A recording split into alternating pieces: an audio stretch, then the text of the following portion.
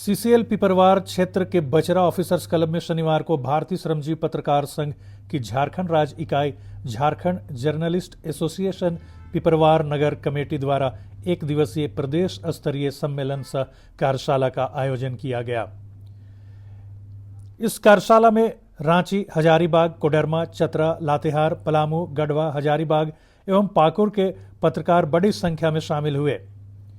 Digital media की विश्वसनीयता एवं चुनौतियां विषय पर कार्यशाला को संबोधित करते हुए झारखंड जर्नलिस्ट एसोसिएशन के प्रदेश अध्यक्ष संपूर्णानंद भारती ने कहा कि पत्रकारों के समक्ष कई चुनौतियां हैं, लेकिन उनकी विश्वसनीयता पर प्रश्न चिन्ह नहीं लगाया जा सकता है।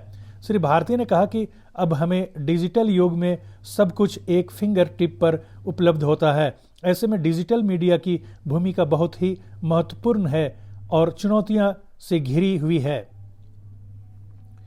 डिजिटल मीडिया ने समाचार की दुनिया में एक नई क्रांति का संचार किया है। अब हर व्यक्ति जो डिजिटल प्लेटफॉर्म से जुड़ा है वह घटनाओं को अपने मोबाइल में कैद कर उसे पोस्ट कर रहा है। उन्होंने कहा कि डिजिटल मीडिया के पत्रकारों के लिए यह जरूरी है कि वे अपनी सीमाओं को जानें। कोड ऑफ कंडक्ट सब पर लागू होता है। सबसे पहले कौन की रेस में हम बिना पड़ताल के किसी खबर को नहीं चलाएं। डिजिटल मीडिया के समक्ष सबसे बड़ी चुनौती उनके द्वारा भ्रष्टाचार को उजागर करने पर होता है। श्री भारती ने कहा, पत्रकारों को झूठे मुकदमों में फंसाकर जेल भेजा जा रहा है। उन्होंने कहा कि हम संगठित रहकर ही इन चुनौतियों से निपट सकते हैं। भारतीय श्रमजीवी पत्रकार संघ और झारखंड जर्नलिस्ट एसोसिएशन के संस्थापक शहनवाज हसन ने कहा कि यह हमारा दुर्भाग्य है, हम ऐसे राज्य से जुड़े हैं जहां राज्य सरकार पत्रकारों को कोई सुविधा नहीं दे रही है। पिछली बजट में की गई घोषणाओं को आज तक धरातल पर नहीं उतारा गया है। श्री हसन ने कहा, पत्रकार पेंशन योजना, पत्रकार स्वास्थ्य बीमा योजना सहित अन्य योजनाएं जो मध्य प्रदेश, हरियाणा, महाराष्ट्र सहित अन्य राज्यों में लागू है वह झारखंड के पत्रकारों के लिए अब तक लागू नहीं किया गया है। गंभीर रूप से बीमार पत्रकारों को सरकार कोई सुविधा प्रदान नहीं कर रही है। श्री हसन ने कहा, विधायक मंत्रियों के बीमार पड़ने पर उन्हें चार्टर प्लेन से इलाज के लिए भेजा जाता है, जबकि एक पत्रकार जब दुर्घटना में घायल होता है तो राज्य सरकार की ओर से तत्काल कोई सहायता प्रदान नहीं की जाती है। श्री हसन ने कहा, झारखंड आज पत्रकारों के लिए सबसे बुरे राज्य की श्रेणी में अंतिम पायदान पर खड़ा है। यह कहा जाए तो गलत नहीं होगा। उन्होंने कहा, हम सभी अब इसके विरुद्ध मजबूती से आवाज बुलंद करेंगे।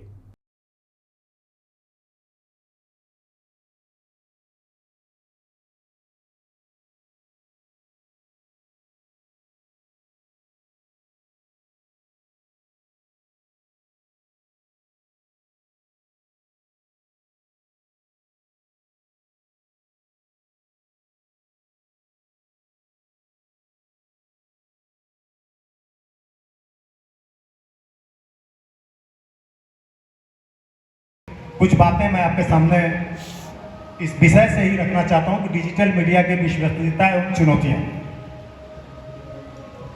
अभी कई वक्ताओं ने कहा कि हमारी जो पत्रकारों की विश्वसनीयता पर प्रश्न चिन्ह उठ रहा है, कई जगहों पर उठाए जा रहे हैं जानबूझ करके भी। पत्रकार जो पहले थे पत्रकारिता करते थे, आज भी वो पत्रकारिता ही करते हैं। मूल में उनकी पत्रकारिता ही है। पहले पत्रकारिता प्रोफेशन हुआ करता था, मिशन हुआ करता था।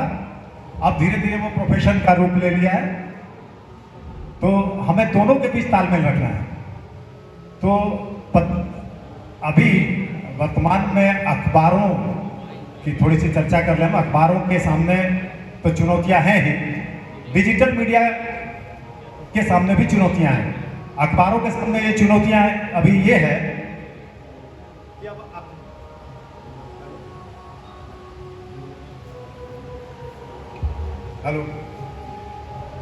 अभी के दौर में न तो पत्रकार मिल रहे हैं, क्योंकि अब पत्रकारिता से लोग विमुख हो रहे हैं। वो कई जगह सुनने को मिलता है कि हम कहते हैं कि इससे बढ़िया है कि हम चाय बेच लेंगे, लेकिन पत्रकारिता नहीं करेंगे। एक संपादक और अखबार का संचालन करने को लेकर जो मुझे व्यक्तिगत अनुभव हुआ है कि पहले आज से 25-30 साल पहले हम लोगों के पास चिरौरी करते रहते थे पत्रकार बनने के लिए मुफस्सिल स्तर पर, अच्छे जो पढ़े लिखे होते थे पत्रकार लोग। आज स्थिति विपरीत है कि अखबार के मालिकों और संपादकों को पत्रकार ढूंढना पड़ता है, संवाददाता ढूंढना पड़ता है कि मान लीजिए खलारी है, पिपरवार है, सिमरिया है, वहाँ से कि कोई हमारे अखबार के लिए पत्रकार मिल जाए। वो पत्रकार मिल नहीं पाता है। ये भी तो एक बहुत बड़ी चुनौती है। ये उसके पश्चात है अखबार आप बना दीजिए, छाप दीजिए, बाजार में भेजने के बाद उसे बांटने के लिए लोग नहीं मिल रहे, हॉकर नहीं मिल रहे हैं। ये बहुत बड़ी चुनौती है अखबारों के समक्ष। तो इसी कारण से अखबार अब जो है डिजिटल रूप लेते जा रहे हैं।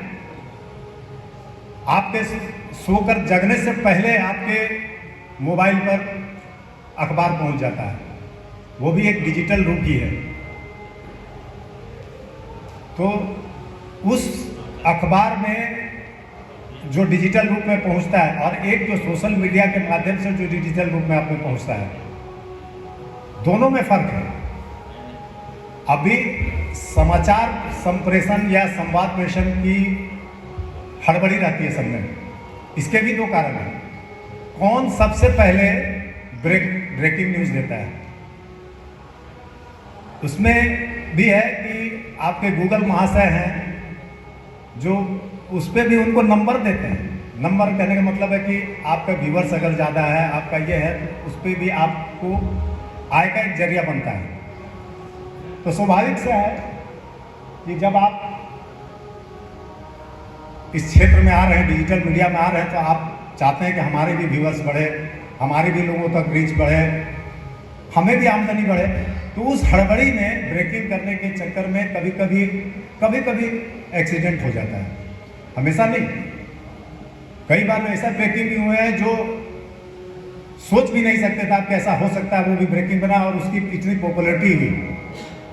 तो हर बार ये दोषारोपण बहुत मेरे विचार से गलत है कि हर बार जो है खबरें गलत प्रसारित हो जाती हैं या कुछ अनुपयुक्त अंश प्रसारित हो जाते हैं। हाल का ही उदाहरण है हमारे सिने अभिनेता जो बहुत बड़े अभिनेता थे धर्मेंद्र जी का जो निधन को लेकर के सोशल मीडिया पे खबरें आ गई कि उनका निधन हो गया। वास्तव में उनका निधन नहीं होता, ऐसी पहले भी होती रही है। ये सिर्फ इस बार हुआ ऐसी बात नहीं है, कई बार पहले भी इस तरह की खबरें आती रही। कोई बड़े राजनेता हॉस्पिटल में भर्ती हैं, सीरियस हैं, गंभीर हैं, वेंटिलेटर पर हैं और खबर आ गई कि उनका निधन हो गया। हालांकि चंद घंटों के बाद पता चला कि वास्तव में उनका निधन हो गया, लेकिन उस समय उनका निधन नहीं हुआ था।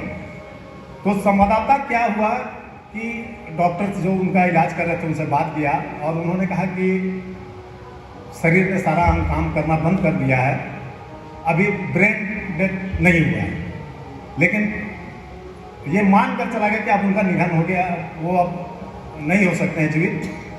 तो चला दिया, समाचार में ब्रेकिंग में चल गया। कई बार दूरदर्शन जैसे जो सरकार का बैंकू कहा जाए, सरकार का मीडिया कहा जाए, दूरदर्शन में भी ये खबर आ चुकी है, कई बार ऐसा हो चुका है। इसलिए एक बार इसको इशू बना करके सोशल मीडिया को बदनाम करना कि सोशल मीडिया गलत चला देता है हर समय, ये थोड़ा मेरे विचार में उपयुक्त नहीं है। ये बिल्कुल ज़रूरी है कि हमें सावधानी बरतनी चाहिए खबरों के प्रेषण में, खबरों को चलाने में। आजकल तो यूट्यूब का ज़माना, घर से बैठे आप तुरंत चला दीजिए। तो उस समय थोड़ी सी हमें धैर्य रखने की ज़रूरत है, सावधानी से चलाने की ज़रूरत है, ताकि हम मीडिया कर्मियों को बदनामी न झेलना पड़े।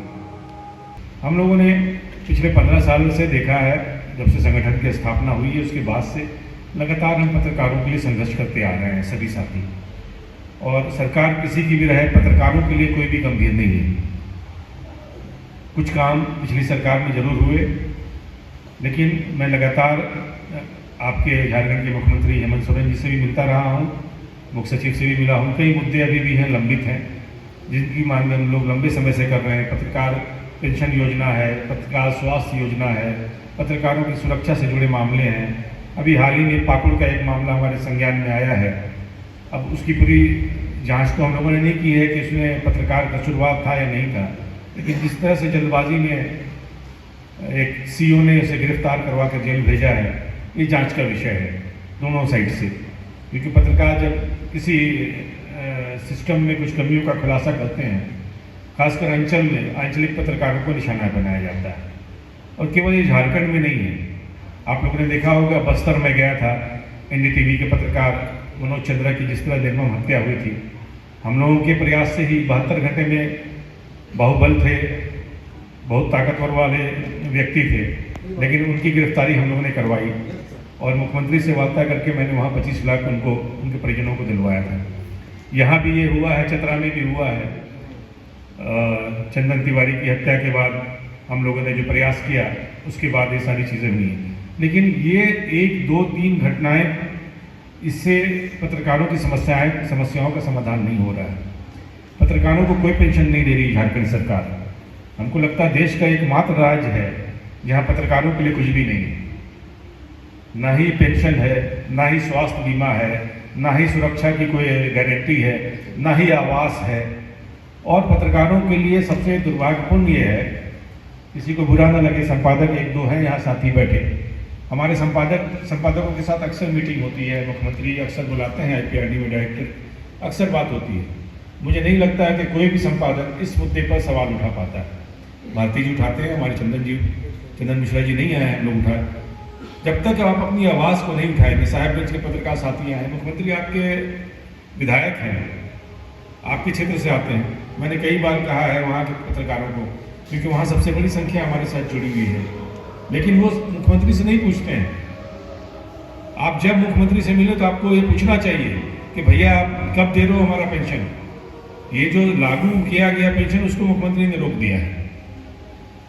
सबसे मेन बात है कि स्वास्थ्य बीमा का पत्रकारों का पैसा लेकर के सरकार ने अपने पास रख लिया है, बीमा नहीं किया गया है। ये दुर्भाग्यपूर्ण है और इस पर हम लोग बहुत जल्द, अगर इस महीने तक अगर सरकार ने कोई निर्णय नहीं लिया तो हम PIL में जा रहे हैं। हम लोग हाईकोर्ट जाएंगे, दूसरा कोई रास्ता हमारे पास नहीं है। और क्योंकि हम पत्रकार, हम किसी के खिलाफ नहीं हैं, हम पत्रकार हैं। आप अच्छा करोगे हम तारीफ करेंगे, आप कुछ नहीं करोगे तो हम कमियों को जरूर दर्शाएंगे। ना हम भाजपा के दोस्त हैं, ना हम झामुमो के दोस्त हैं, हम पत्रकार हैं, पत्रकारिता करते हैं। हमारा धर्म पत्रकारिता है और पत्रकार समाज देश हित के लिए जो भी बेहतर होगा हम लोग निष्पक्षता से करते आएंगे। आपके अच्छे कार्यों को सराहेंगे, आपकी कमियों को उजागर करेंगे। संगठन के रूप में हम बस इतना ही कहेंगे, क्योंकि हमारी आवाज़ ज़रूर वहाँ तक जाएगी, अखबारों में छपेगा, ऑब्वियसली सरकार की रिपोर्ट आती है, सरकार ज़रूर उस पर ध्यान दे। पेंशन योजना, कई पत्रकार बीमार हैं गंभीर रूप से, आपको मालूम होगा हजारीबाग में कैंसर पीड़ित पत्रकार DC टहला रहे हैं। बताइए, कोई विधायक बीमार पड़ता है, कोई मंत्री बीमार पड़ता है तो करोड़ों रुपए खर्च करके उनको चेन्नई और CMC भेजा जाता है। कोई पत्रकार कैंसर पीड़ित है साल भर से, 2 साल से, उनके लिए सरकार के पास कोई योजना नहीं है। किस तरह से किया जाएगा? और ये चीज़ें बहुत तकलीफदेह हैं पत्रकारों के लिए, खासकर अंचल के जो पत्रकार साथी है उनकी आवाज़ को सुनने वाला नहीं है। और पत्रकार साथी, बहुत सारे पत्रकार हैं जो उनको फुर्सत ही नहीं है, वो संगठन खेलने में लगे हुए हैं। वो जाते जरूर हैं कॉलर ऊंचा करके मिलने के लिए मंत्रियों से या मुख्यमंत्री के पास, उन मुद्दों पर नहीं बात करते हैं जिन मुद्दों पर बात करनी चाहिए। हमारे मुद्दे क्या हैं जिनको लेकर जूझ रहे हैं पत्रकार साथी? आपको बता दें कि मध्य प्रदेश एक ऐसा राज्य है जहां पत्रकारों के लिए 25 लाख रुपए लोन तक विदाउट इंटरेस्ट सरकार दे रही है, आवास दे रही है, पेंशन दे रही है। सर, ऐसे कई राज्य हैं, बगल में बंगाल है, गोल्डन क्रेडिट कार्ड मिल रहा है। तो मैं चाहूँगा, क्योंकि आप लोग जब भी मिले, अभी मंत्री जी से मिलने जाना है, और अच्छे आपके मंत्री जो है सुदीप सोनू जी, हमको लगता है उनकी बात सुनी जाती है, कम मंत्रियों की बात सुनी जाती है सरकार में। क्योंकि कई मंत्रियों ने भी मुझे कहा है कि उनके सामने बोलना मुश्किल हो गया। ये पैटर्न है सभी जगह पर, ऐसा नहीं आपकी सरकार में, बिहार में भी यही है, कहीं चले जाएं आप, ममता जी हैं, उनके यहाँ भी यही है। अब पार्टी सिस्टम में लोकतांत्रिक जो प्रक्रिया है ऐसी हो गई है कि अब बोलना मुश्किल है। भाजपा में भी यही है, कोई साथी ऐसा ना सोचे, किसी की हिम्मत नहीं है वहाँ पर बोले मुंह खोल करके, सब जगह ये पैटर्न बन गया है। ये अच्छा नहीं है लोकतंत्र के लिए। लोकतंत्र के लिए जरूरी है कि आप अपनी बात को, अपने अधिकार को मजबूती से रखें। तो हम लोग तो, खासकर आप लेफ्ट विचारधारा से भी जुड़े रहे हैं लंबे समय तक, तो मैं चाहूँगा कि मनोज जी हैं, मनोज चंद्रा जी, तो आप इस बात को उठाएंगे तो हम जरूर इनका, आपका जहाँ पर भी होगा, हर प्लेटफॉर्म पर आपका स्वागत करेंगे। धन्यवाद।